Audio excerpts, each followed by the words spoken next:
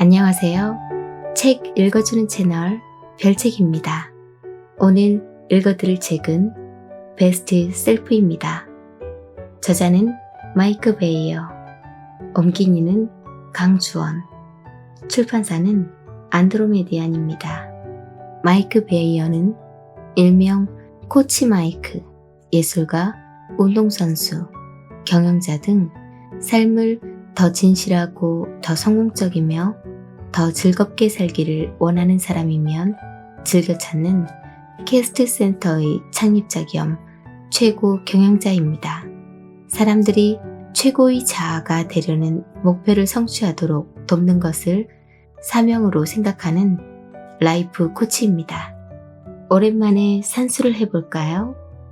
당신이 25살이면 지금까지 9,125일을 산 셈입니다.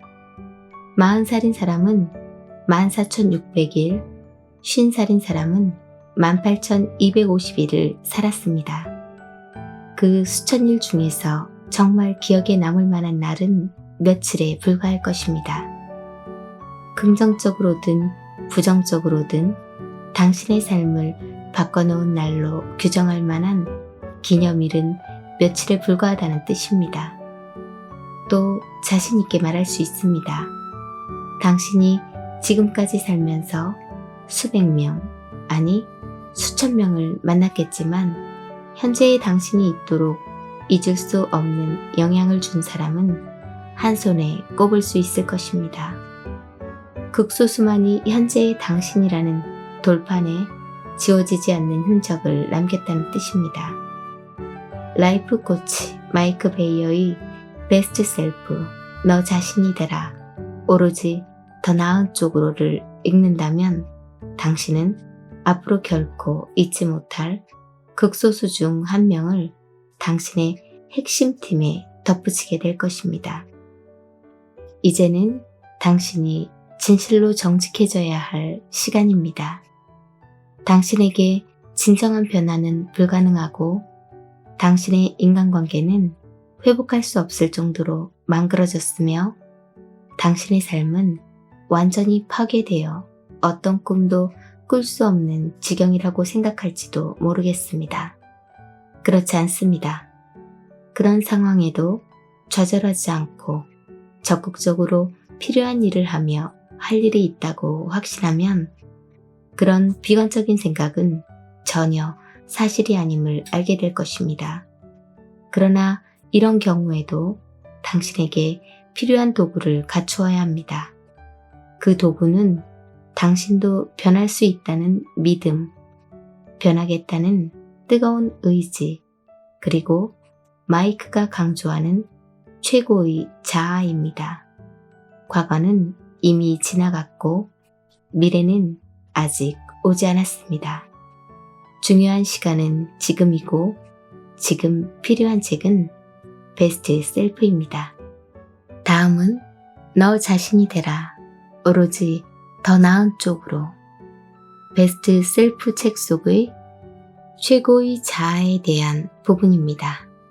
오늘도 별책과 함께 한층 성장하는 보람된 시간이 되었으면 좋겠습니다.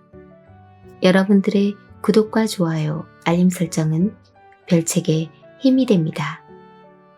나의 성장을 위한 책 읽기를 시작합니다. 최고의 자아를 찾아라. 당신은 유일무이한 존재다. 전에 이런 말을 들은 적이 있을지는 모르겠지만 이번에는 완전히 새로운 방식으로 이 생각을 당신의 머릿속에 심어주려 한다. 당신은 이 세상에 둘도 없는 존재다. 어떤 사람이 진정으로 당신 입장이 될 수 있겠는가? 이 세상에 당신과 경험, 생각, 감정, 유전자, 정신 등이 같은 사람은 존재하지 않는다. 당신과 같은 사람은 예전에도 없었고 앞으로도 없을 것이다. 당신은 특별히 잘난 사람도 못난 사람도 아니다. 당신이 자신을 충분히 괜찮은 사람이 아니라고 생각할 때에도 당신은 충분히 괜찮은 사람이라고 단언해주는 하나의 확실한 진리가 있다. 즉, 당신은 당신이다. 세상에 둘도 없는 유일한 사람이다. 당신은 자신을 다른 사람과 구분짓는 특성을 가지고 태어났다. 사람들은 부모로부터 특별한 유전자를 물려받는다. 부모가 물려준 유전적 특성 중에는 감사해야 할 것도 많지만 부모에게 되돌려주고 싶은 특성도 적지 않을 것이다. 그러나 당신의 DNA는 당신의 삶에서 일부, 극히 적은 부분에 불과하다. 우리 삶의 이야기는 아주 어린 나이에 시작된다. 그 단계에서 우리는 주변 상황과 주변 사람에게 그 어떤 통제력도 행사하지 못한다. 어린아이는 빈 서판이다. 우리가 어렸을 때는 부모와 다른 사람이 우리를 대신해 그 서판에 무언가를 썼다. 그렇지만 어린 시절의 이야기를 알아야 한다. 그래야 성인이 되어서 진실하게 자신을 표현할 수 있고 어린 시절의 부정적인 면이 현재의 행동에 어떤 식으로 영향을 미치는지를 파악할 수 있다. 진정한 자아로부터 일탈하는 것이 어떻게 가능할 수 있을까? 이 의문에 답하기 위해 가장 전형적인 양육법을 객관적으로 살펴보자. 물론 그 방법이 당신의 경우와 정확히 일치하지 않을 수도 있지만 라이프 코치로서의 오랜 경험에 근거하면 크게 다르지 않다고 자신있게 말할 수 있다. 우리가 어렸을 때 어떻게 키워지느냐는 선택의 여지가 없다. 우리는 가족이라는 구조에서 태어난다. 가족을 지탱하는 핵심적인 역동성은 가족마다 상당히 다르다. 또 가족을 떠받치는 근본적인 가치관이 개인의 가치관과 반드시 일치하는 것도 아니다. 인간관계에 대해 다룬 9장에서 가치관에 대해 심도 있게 논의하겠지만 어린 시절에 대체로 형성되는 성격은 가족 역동성의 결과라 할 수 있다. 가정도 양육의 일부이지만 우리는 학교에 다니고 단체 활동에 참여하며 사회의 일원이 되는 방법을 배워간다. 또 취미도 개발한다. 어린 시절의 어느 시점부터 옳고 그름을 판단하는 직감력을 키우기 시작한다. 그리고 마침내 신체적으로 성숙해지면 자기 관리와 신체적 건강에 대해 스스로 책임져야 한다. 우리는 보통 학창 시절에 교육의 중요성을 배우지만 성년이 되면 대다수는 지속적인 학습과 담을 쌓고 이미 얻은 지식에 만족하는 경향을 띈다. 많은 사람이 더 이상 새로운 지식을 배우려 하지 않는 이유가 무엇일까? 힘들게 배운 지식이 현실을 살아가는데 아무짝에도 쓸모없다는 게 밝혀지고 그 결과 지식에 대한 환멸을 느꼈기 때문일 수도 있다. 엄격히 말하면 우리의 인간관계는 태아와 어머니의 관계, 즉 자궁에서 시작된다. 그 후 직계가족과 관계를 형성하며 무력한 유아에서 청소년으로 성장한다. 사춘기가 시작되면 호르몬 분비로 감정의 본물에 휩싸인다. 이때 많은 사람이 이른바 낭만적인 첫사랑을 경험한다. 양육 과정에서 종교나 영성을 받아들일 수도 있다. 성인이 되면 부모에게 물려받은 종교적 관습을 계속 유지할 것인지, 그 종교 안에서 변화를 모색할 것인지, 다른 종교를 선택할 것인지를 스스로 결정하게 된다. 독립된 삶을 앞두고는 경제적 책임에 대해서도 의식한다. 따라서 이런저런 일을 시작하지만 그 일이 자신이 꿈꾸는 삶의 목적과 정확히 일치하지는 않는다. 그래도 그 일터는 우리가 성인으로 우뚝 올라서는데 필요한 훈련장이다. 지금까지 어린아이에서 어른으로 성장하는 가장 보편적인 과정을 계략적으로 살펴보았다. 이쯤에서 이런 의문을 품게 된다. 삶의 여정에서 최고의 자아와 연결하는 방법을 언제쯤 배우게 될까? 학교는 우리에게 그 방법을 가르쳐 주지 않는다. 부모도 최고의 자아에 대해 아는 것이 없거나 설령 알고 있더라도 정확히 아는 것이 아니어서 가르쳐 주지 못한다. 친구들도 최고의 자아에 접근하는 방법을 알고 있을 턱이 없다. 따라서 성인이 된 후 삶의 몇몇 부분에서 진정한 자아와 일탈된 듯한 기분을 적게 된다. 그 기분을 정확히 표현할 수 없지만 무엇인가가 상당히 잘못되어 있다는 것은 분명히 알고 있다. 그럼 무엇이 문제일까? 우리가 삶의 영역에서 진정으로 우리 자신이 아니라는 게 문제다. 삶은 우리 주변에서 진행된다. 우리는 개인적인 경험을 통해 우리가 누구이고 우리가 누구라고 믿는지를 규정한다. 우리가 진정한 자아를 굳건히 하는데 도움을 주는 사건이 있는 반면 우리를 진정한 자아에서 더 멀리 밀어내는 사건도 있다. 우리가 어떤 특정한 영역에 자발적이고 열정적으로 참여한다고 가정해보자. 그런 참여는 본질적으로 보람 있는 행위이기 때문에 관용과 이타심 같은 최고의 자아와 관련된 속성들을 확고하게 해준다. 한편 우리가 어떤 형태로든 학대를 받고 무시를 당해 자신에게 부정적인 믿음을 갖게 된다면 최고의 자아로부터 더욱 멀어지게 된다. 심지어 자신과 주변 세계에 대한 잘못된 생각이 마음속에 형성되기 시작한다. 우리 마음은 카메라와 같아서 삶이 전개되는 모습을 지켜보며 중요한 순간을 포착한다. 그 순간은 이런저런 생각과 감정을 불러일으키고 기억에 깊이 새겨진다. 어떤 순간은 매우 중요해서 삶에 지속적인 영향을 미치기도 한다. 한편 애초부터 존재하지 않았기를 바라는 순간도 있지만 그런 순간은 전혀 예기치 않을 때 머릿속에 불쑥 떠오르며 우리를 괴롭힌다. 자아 발견이란 오디세이를 시작하려는 사람은 삶의 목표가 무엇이든 그 목표를 성취하는 데 필요한 도구가 이 책에 담겨 있다는 것을 명심하기 바란다. 우리는 하나같이 유일무이한 존재이며 여정도 목표도 제각각이지만 우리가 목표로 하는 곳에 도달하도록 도와주는 보편적인 도구와 개념이 있다. 특히 요즘 우리는 어떤 식으로 살아야 한다고 윽박지르는 세계에서 살아간다.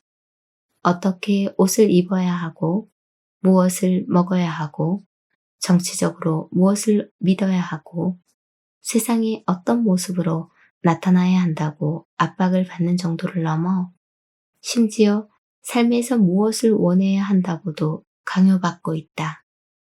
하지만 그 모든 것은 덧없는 거짓에 불과하다. 우리는 진실한 자아에 근거를 두고 스스로 모든 결정을 내려야 한다. 사회의 많은 규칙은 개인인 우리에게 적용되지 않는다. 사회가 원하는 방향으로 우리가 존재하고 말하며 행동하는데 모든 에너지를 쏟는다면 최고의 자아를 찾아내 하나가 되는데 투자해야 할 소중한 시간을 낭비하는 것과 다를 바 없다. 이 책을 제대로 활용하면 당신은 삶에서 개선이 필요한 영역을 찾아내고 원하면 개선 방법까지 알아낼 수 있다. 여기에 이 책의 마법이 있다. 나는 삶의 여정에서 사람들이 최고의 자아와 하나가 되도록 도와주는 일을 할 때 의욕이 생긴다는 사실을 깨달았다. 그 의욕은 나에게 하루하루 배급되는 연료와 같다.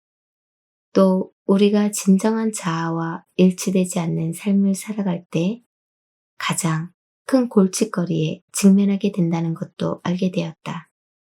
지나치게 단순화한 주장처럼 들리겠지만 나는 이 주장이 옳다는 것을 경험적으로 몇 번이고 확인했다. 따라서 최고의 자아로서 일관되게 살아가는 방법에 대해 지금까지 터득한 모든 것을 종합하여 한 권의 책에 집약하겠다고 결심하게 된 것이다. 내 목표는 많은 사람이 문제를 해결하고 각자의 내면에 존재하는 최고의 자아와 하나가 되어 더 나은 삶을 살아가도록 돕는 것이다.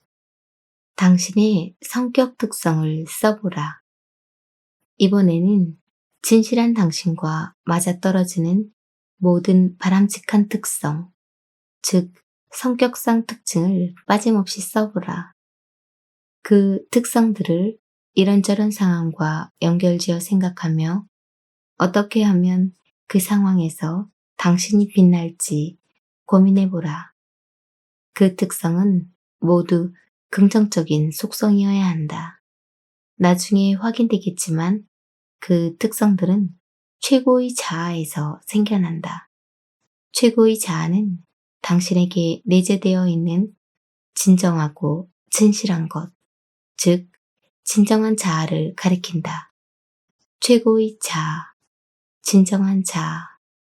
진정하고 진실한 것은 당신이라는 존재의 핵심을 뜻한다는 점에서 동일한 것을 뜻하는 다른 표현에 불과하다. 부정적인 특성은 실제로 자신의 일부가 아니다. 그것은 순식간에 지나가는 덧없는 감정에 불과하다. 근본적으로 우리는 모두 선한 존재다. 우리는 차분히 앉아 자신의 좋은 점이 무엇인지 한가롭게 생각해보는 여유를 가진 적이 없기 때문에 우리에게 내재된 최고 자아의 특성을 찾아내 쓰는 것이 쉽지 않을 수 있다. 또 그런 행동은 인간의 본성에도 맞지 않는다. 오히려 우리는 조목조목 검토하고 분석하는 성향을 띈다. 그러나 이 책을 끝까지 읽었을 쯤에는 모두가 자신에게 내재된 최고 자아의 모든 특성을 진심으로 인정하고 받아들일 수 있기를 바란다. 기왕이면 더 생산적으로 미래지향적으로 행동하는 게 낫지 않은가. 곧이어 당신은 외부자적 시선에서 당신을 들여다보듯 또 생전 처음 당신이라는 존재를 보듯 당신을 객관적으로 관찰할 수 있게 된다. 이 단계에 이르려면 높은 수준의 자기 인식이 필요하므로 약간의 시간이 걸릴 수도 있다. 이때 신뢰할 만한 친구가 있다면 시작할 때 도움을 얻을 수 있다. 하지만 그 친구에게 도움을 부탁하기 전에 그 친구가 다른 의도 없이 오직 당신이 최고의 자아에 이르기만을 바라도록 해야 한다. 반자아를 이해하라. 삶은 끊임없이 변하기 때문에 우리가 항상 최고의 자아로 행동할 수 있다는 생각 자체가 비현실적이다. 하지만 그렇게 생각하면 우리가 반자아에 투자하는 시간을 줄이는 효과를 기대할 수 있다. 예를 들어 설명해보자. 나는 삶의 많은 영역에서 자신과 확신이 없다. 따라서 목표는 새로운 영역에 뛰어들더라도 자신감을 잃지 않고 그 여정을 즐기는 것이다. 이 책을 쓸 때에도 적잖이 불안했다. 나는 학교 성적이 썩 좋지 않았다. 특히 국어 수업이 싫었다. 작문은 더더욱 내 특기가 아니었다. 내가 책 한 권을 처음부터 끝까지 쓴다는 압박감에 얼마나 시달렸을지 충분히 짐작할 수 있을 것이다. 독자들이 내 글을 어떻게 생각할까 걱정이 되었고 내가 전하고자 하는 메시지를 글로 제대로 표현할 수 있을지도 의문이었다. 텔레비전 출연도 나에게는 새로운 도전이었다. 제작자와 시청자가 나를 어떻게 평가할지 깊이 생각하자 자신감이 조금씩 사라졌다. 모든 부정적인 감정은 두려움에서 비롯되는 법이다. 사람들이 나 자신과 내 글을 좋아할까 생각하고 또 생각한 까닭에 불안감이 슬금슬금 얼굴을 드러낸 것이다. 그러나 나의 최고 자아인 멀린이 그 혼란한 마음에 끼어들면 불안감이 깨끗이 사라진다. 어떤 의미에서 반자아는 우리를 방해하고 우리가 진실한 자아에 접근하지 못하도록 온갖 짓을 다하는 파괴자다. 요컨대 반자아는 우리가 삶의 여정을 즐기지 못하게 방해한다. 부정적으로 행동하고 나서 나중에야 그때는 정말 내가 아니었어. 그때 제대로 처신하지 못했어. 하고 후회한 적이 있는가? 후회까지는 아니더라도 꺼림칙한 기분이 계속 마음속에 맴도는 경우가 적지 않았을 것이다. 또 특정한 가족과 대화할 때 행동이 달라지지만 당신은 그렇게 변한 자신을 좋아하지 않을 수 있다. 예컨대 당신은 어떤 경우에 화를 내며 전화를 끊어버리는가? 또 어떤 형태로든 관계를 맺고 있는 커플이 상대의 행동에 부정적인 자극을 받아 거짓된 이야기를 꾸미기 시작하는 경우도 있다. 남편이 퇴근해서 집에 돌아오면 텔레비전 앞에 앉아 1시간 동안 긴장을 풀며 쉬고 싶어 한다고 가정해보자. 부인은 남편의 이런 습관적인 행동을 통해 남편이 자신과 함께 시간을 보내는 것을 좋아하지 않는다거나 자신이 남편에게 매력을 상실한 것이라고 생각할 수도 있다. 자신이 꾸민 이야기에 점점 빠져들어 급기야 자신이 사랑받을 가치도 없는 존재라고 믿기 시작할 수도 있다. 이런 부정적 현상은 반자아가 작용한 결과다. 당신이 자신에게 좋아하지 않는 면을 예외 없이 반자아 목록에 올려야 한다. 반자아 목록에 올린 특성이 궁극적으로 해결되면 당신의 삶이 더 나아질 것이기 때문에 반자아 목록에 관심을 가져야 한다. 당신만이 보는 목록이므로 죄책감이나 수치심과 관련된 특성도 빠짐없이 써보라. 현실을 직시하지 않고 자신의 부정적인 면을 부인한다면 그 부정적인 면에 우리를 지배하는 힘을 부여하는 것과 다를 바가 없다. 분명히 말하지만 어둠에 감추어진 것은 더욱 무섭게 보인다. 빛을 환히 비추자. 당신만의 고유한 여정, 최고의 자아를 향한 변화. 자신을 진실하게 표현하는 사람이 예술가라면 우리는 모두 예술가다. 우리는 아름답고 다른 사람들에게 이익을 주는 예술, 우리만의 고유한 예술을 행할 수 있다. 내가 말하는 예술은 붓과 캔버스가 필요하지 않다. 예술을 이렇게 정의하면 이 세상에는 인간의 수만큼이나 제각각인 다양한 형태의 예술이 존재한다. 나는 우연히 나만의 고유한 예술 형식을 찾아냈다. 내 삶의 여정은 한동안 파랑과 우여곡절로 가득했고 때로는 옴짝달싹하지 못하던 순간도 있었다. 하지만 결국에는 나 자신과 하나가 되고 다른 사람들과 진실로 연결되는 방법을 깨달았다.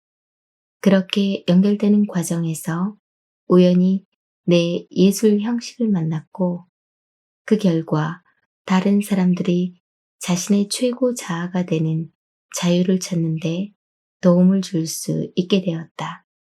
그럼 나의 예술 형식이 당신의 예술 형식을 찾는데 도움을 줄 수 있을까?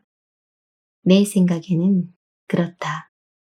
따라서 최고 자아 모델을 삶에 적용하려는 당신에게 반드시 필요한 조건은 당신의 예술 형식을 찾아내는 것이다. 나와 함께 일하는 사람들에게 당신의 예술 형식은 무엇입니까? 라고 물었다. 모두 어리둥절한 표정으로 나를 바라보았다. 실제로는 일상의 삶에서나 직장에서 마음의 근처에 존재하는 진실한 모습을 어떻게 표현하고 가족과 어떻게 교감하는지를 물은 것이다. 일례로 캐스트 센터에 고용된 심리 치료사들은 의뢰인과 일할 때마다 어김없이 각자의 고유한 예술 형식을 표현한다. 그 목적은 의뢰인을 올가맨 덫으로부터 그를 해방시키는 데 있다. 사무실 직원들도 상담자가 존중받는다고 느끼게 해주는 훈련을 받아 예술의 경지로 끌어올렸고, 모든 직원이 출근하기 전에 사무실을 청소하는 아주머니들은 공간을 질서정연하게 관리하는 예술적 능력을 지녔다. 인사관리자는 아무 분란 없이 조용히 인력을 관리하는 능력을 지녔다. 이처럼 매일 저마다 고유한 예술 형식을 능동적으로 표현하는 사람들, 즉 주변 사람들에게 영감과 동기를 부여하려는 공동의 목표를 위해 매일 각자의 능력을 활발히 발휘하는 사람들과 함께 일하는 것은 실로 경이롭다. 나는 많은 사람에게 다른 사람이 더 나은 삶을 살도록 돕는 일을 평생의 과업으로 삼고 있어 자긍심이 대단하겠습니다. 라는 말을 자주 듣는다. 그럴 때마다 나는 그렇다고 대답하기가 망설여진다. 삶의 모든 영역에서 최고의 자아로서 살고 있다면 컴퓨터 프로그램, 의상 디자인, 식당 보조, 인테리어, 농사 등 어떤 분야에서 예술적 재능을 발휘하느냐는 중요하지 않기 때문이다. 누구나 삶의 모든 영역에서 최고의 자아로서 살고 있다면 자신에 대한 자긍심을 가질 수 있다. 내가 당신에게 바라는 것이 바로 그런 삶이다. 변화를 위한 5가지 원칙. 당신이 걷는 삶의 여정은 유일무이한 것이다. 누구도 당신과 똑같은 삶을 살 수 없다. 하지만 최고 자아 모델과 하나가 되기 위해 반드시 필요한 기본적인 도구들이 있다. 이 도구들은 앞으로 우리가 겪게 될 과정을 정신적으로 준비하는 데 도움을 주기 때문에 나는 이 도구들의 변화를 위한 5가지 원칙이라는 이름을 붙였다. 변화를 위한 적절한 마음가짐을 가지려면 5가지 원칙을 굳게 지키며 모든 것에 적극적으로 접근해야 한다. 호기심. 나는 호기심이 많다. 그래서 질문을 많이 한다. 특히 처음 만난 사람에게는 엄청난 질문을 쏟아낸다. 하지만 나 자신은 그렇게 많은 질문을 쏟아내고 있다는 것을 의식하지 못한다. 나는 자신과 다른 사람에 대한 선천적인 호기심이 감사할 따름이다. 다른 사람을 도우려는 내 목표에 호기심이 큰 역할을 하기 때문이다. 단순하지만 효과적으로 질문할 때 공경에 처한 상대의 삶에서 여러 점을 연결지어 해결책을 찾아낼 수 있는 경우가 무척 많다. 이런 이유에서도 나는 호기심을 억제하지 않는다. 하지만 모두가 선천적으로 호기심이 많은 것은 아니다. 오히려 많은 사람이 호기심을 억누르려고 애쓴다. 삶의 과정에서 우여곡절 끝에 위기가 닥친 뒤에야 우리는 호기심의 가치를 재평가하고 그때서야 호기심을 되살리고 변화를 모색한다. 호기심은 무엇인가를 알고 배우려는 강렬한 욕구를 뜻한다. 호기심을 억누르면 우리 자신을 더 이상 탐구할 수 없다. 껍질층을 벗겨내고 내면에 깊이 파고들어 수십 년 동안 우리 마음속에 쌓인 먼지를 털어내고 그곳에 몰래 심어져 자라는 무엇인가를 뽑아내려는 시도가 때로는 무섭다는 것은 나도 인정한다. 그러나 우리 머리와 가슴의 어두운 구석에 빛을 비추어 보면 어둠 속에 있는 것이 생각만큼 무섭지 않다는 사실을 깨닫게 될 것이고, 전에는 생각할 수도 없던 방식으로 본래의 힘을 되찾기 시작할 것이다. 어린아이의 호기심에 대해 생각해보자. 어린아이가 손에 모래를 잔뜩 움켜쥐고는 손가락 사이로 모래가 흘러내려가는 것을 물끄러미 응시하는 모습. 새떼가 후드득 날아오르는 것을 멍한 표정으로 바라보는 모습. 비누 거품으로 가득한 욕조에서 첨벙대며 즐거움의 비명을 지르는 모습을 상상해보라. 어린아이는 오감을 활용해 주변 세계를 이해한다. 내가 당신에게 바라는 것도 이런 호기심을 되찾아 자신에게 적용해보라는 것이다. 구체적으로 말하면 당신이 사고하고 행동하는 방식, 즉 당신이 세상의 흐름에 어떻게 반응하는가를 면밀히 관찰해 보라는 뜻이다. 월트 디즈니는 이렇게 말했다. 계속 앞으로 나아가며 새로운 문을 열고 새로운 것을 시도한다. 우리는 호기심이 있는 동물이고 호기심이 우리를 새로운 길로 끊임없이 인도하기 때문이다. 호기심의 속덕만이 아니라 호기심을 억누르지 않고 키워갈 때 우리가 얻을 수 있는 이익까지 정확히 지적한 말이다. 당신이 호기심을 유지해야 할 주된 영역은 당신의 내면 세계다. 내면 세계는 외부로 투영되어 주변 세계에 대한 생각과 관점, 믿음의 형태로 나타나기 때문이다. 또 호기심은 지식을 흡수하는 수단이기도 하다. 호기심이 없으면 아무것도 배울 수 없다. 정직함. 우리가 성취하려는 근본적인 목표는 최고 자아와 하나가 되는 것이기 때문에 정직함이 무엇보다 중요하다. 최고의 자아는 결코 거짓말을 하지 않는다. 그러나 변화를 시도하는 과정에서 축적되는 두려움을 비롯해 무엇인가에 대해 자신에게 거짓말하면 변화로 가는 길을 가로막는 장벽을 스스로가 세우는 꼴이 된다. 이런 이유에서 토머스 제퍼슨은 정직은 지혜라는 책의 첫 장이다 라고 말했다. 우리가 진실로 추구하는 것이 지혜가 아니었는가? 어떤 상황에서도 우리는 현명하게 선택해야 한다. 정직은 지혜가 시작되는 출발점이다. 정직과 성실은 똑같은 것이며 올바른 일을 하는데 반드시 필요하다. 당신도 변화 과정에서 정직하고 성실하기를 바란다. 정직하지 않으면 누구도 자신의 최고 자아와 진실로 하나가 될 수 없다. 비밀로 함구하면 괜찮지 않겠냐고 생각하는 사람도 있을 텐데 단언컨대 그래도 실패한다. 무엇인가를 피하려고 애써도 결국에는 직면해야 할 때가 오기 마련이다. 고백과 그 결과는 생각만큼 나쁘지 않다. 우리는 비밀로 감추는 것만큼 타락한다. 비밀과 수치심에 사로잡히면 삶의 여정에서 실수하기 마련이고 그로 인해 긍정적인 결과를 이루어내는 것도 쉽지 않다.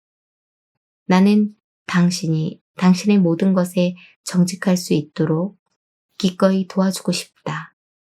내 도움을 받고 싶다면 미래로 나아가는 최선의 방법은 진실한 마음가짐에서 시작되어야 한다는 것에 동의해야 한다. 열린 마음. 무언가에 감추어진 까닭에 보지 못했던 대답까지 보기 위해서는 마음의 문을 활짝 열어야 한다. 뇌는 생존을 우선시하기 때문에 새로운 것이나 새로운 의견을 허심탄회하게 받아들이지 않고 무엇이든 충분히 잘하고 있다고 인식하며 변화를 회피한다. 지금 중대한 위험에 빠져 있는 것이 아니므로 현재 상황을 유지하는 것으로 충분하다. 기본적으로 뇌의 기준선은 고장나지 않았으면 고치지 말아다. 그러나 우리에게 필요한 마음가짐은 당면한 위험에서 벗어나려는 급급함이 아니라 생존의 수준에서 번영의 단계로 삶의 방식을 업그레이드하려는 개방성이다. 우리가 삶의 방식을 뜯어 고치고 바로잡으려면 반드시 열린 마음이 필요하다.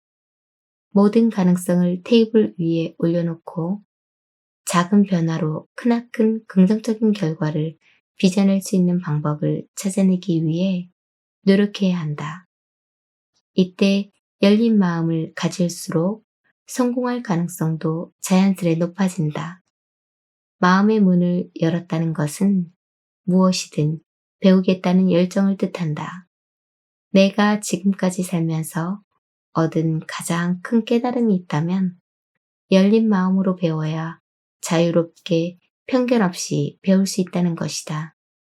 분명히 말하지만 우리는 모든 문제에 대한 답을 알고 있지 못하고 지금 알고 있는 답에도 새로운 정보가 더해질 수 있다. 무엇이든 지금보다 더 낫게 할 수 있음을 허심탄회하게 인정하면 삶의 질이 더욱 향상될 것이다. 그리스 철학자 소크라테스는 유일하게 진실한 지혜는 우리가 아무것도 알지 못하다는 것을 아는 것이다 라고 말했다. 두 팔을 활짝 펴고 소크라테스의 가르침을 받아들여라.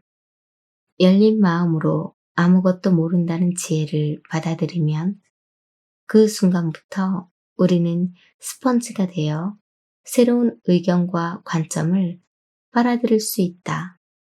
예컨대 이런 상상을 해보자. 당신은 벽을 높이 세운 채 벽 뒤에서 평생을 살았다.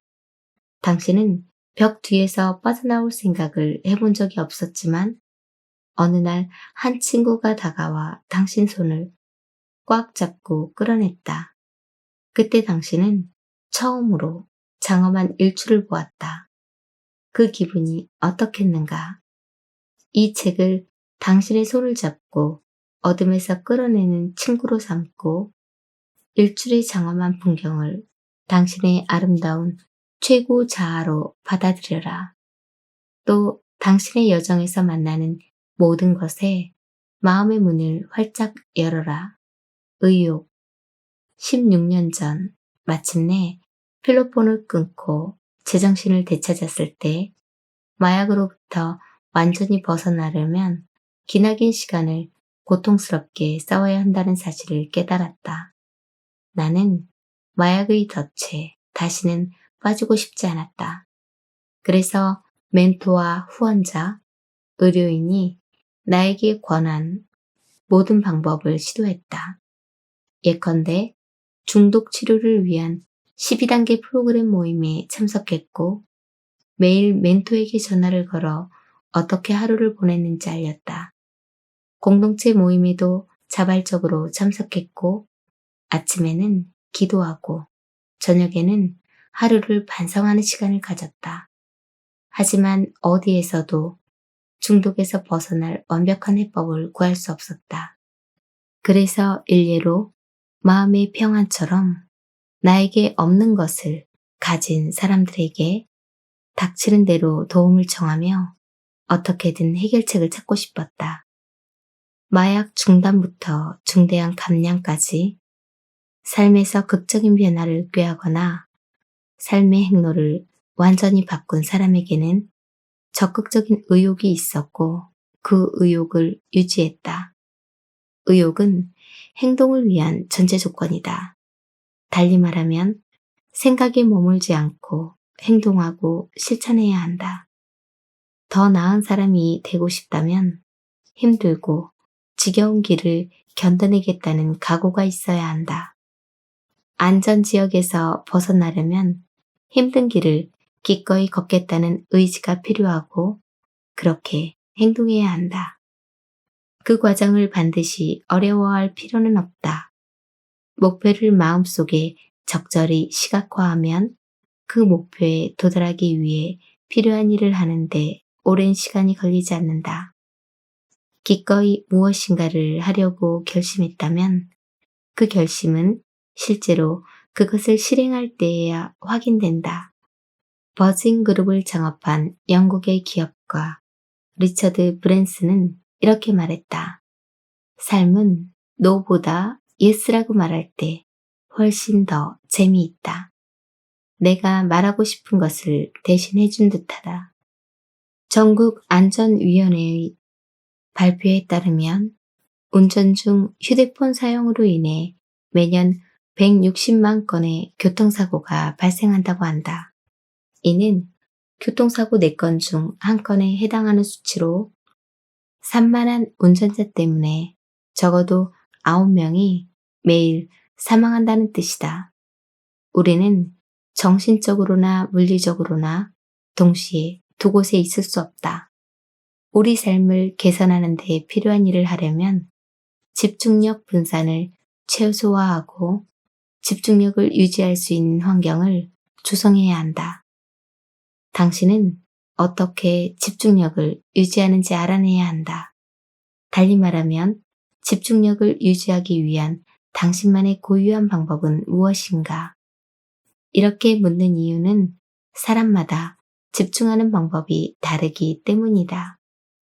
예컨대 이 책을 읽는 경우에도 조용한 침실에서 혼자 차를 마시며 펜을 쥐고 읽어야 집중이 잘 되는 사람이 있고 반대로 활기찬 환경을 좋아해 커피숍에서 노트북을 옆에 두고 읽어야 집중이 잘 되는 사람이 있다.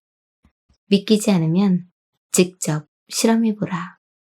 두 환경에서 책을 읽으며 어떤 환경에서 집중력을 유지하기가 더 쉬운지 알아내라. 더 나은 삶을 살고 싶다면 현재에 충실하며 당면한 과제에 완전히 집중해야 한다. 먼저 나는 집중하기에 적절한 환경을 찾아간다. 많은 사람이 집중력을 유지하기에 적합한 곳으로 커피숍을 선택하지만 내 경우에는 편안한 의자가 있어야 하고 가능하면 주변이 조용해야 한다. 나는 집중하려는 것을 최우선시하며 그 밖의 것은 완전히 잊는다. 여기까지가 오늘의 책 내용이었습니다. 오늘도 힘내시고 좋은 날 만들었으면 좋겠습니다. 내일은 더 나은 당신의 세상이 될 것입니다.